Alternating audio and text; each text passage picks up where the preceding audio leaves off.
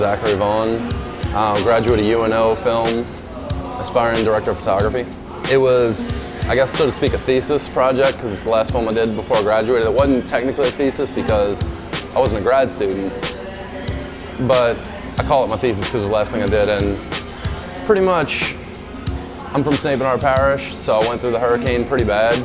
I had 12 feet of water, everything like that. So dealing with all of the things that we dealt with the hurricane, I felt like I should do something about the hurricane because I had all these free locations. For instance, my street, I shot on my street. I just had this trash street. The bar we're in, I used to work here, so we had a bar to use just to develop a little bit of a love story that we have in it. I have access to the St. Bernard Courthouse, so we were able to do a FEMA office and deal with the whole debacle that was FEMA. So I decided to make a little bit of a comedy out of dealing with FEMA and things like that. So that's basically what we did. For the gear, we went through UNO because we had the equipment room, which ended up being kind of a mistake, nothing against UNO, but we ended up having the same broken light every time we shot, even though we brought it back to get fixed, things like that. So we ended up having to light it with a lot of work lights and things like that, which worked out, but it was a bit of a pain. As far as, I wish I would have went to somebody like Available for certain lights. It would have made things easier on me. I would have had to spend money though. We were able to get it done pretty cheap for the most part. We saved a few $1,000s. Since we came into our problems with the lighting, with our lights being broken, I figured I didn't want to have this campy, overlit look that we ended up with in the end. So I decided to desaturate the colors, and then that allowed my reds to pop to give basically a real dark feeling to it, and the fact that my main character is going through such a bad time in his life, it really brought that on, coupled with the music. So sound was a bit of a problem. Here we have the high ceilings, everything like that, and then we had to use a generator because of the hurricane. We didn't have electricity at most of our locations, so we had a bit of a generator home that we had to take care of, things like that. Since it was a comedy about Katrina, I wanted to make the music as melodic as possible, to give it the real feel of what we went through. So I'm not completely making a mockery of what people went through. So I had a few of my friends that are musicians do the music.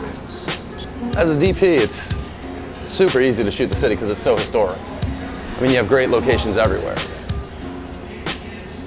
But the thing that I try to do is, music's a huge part of my life.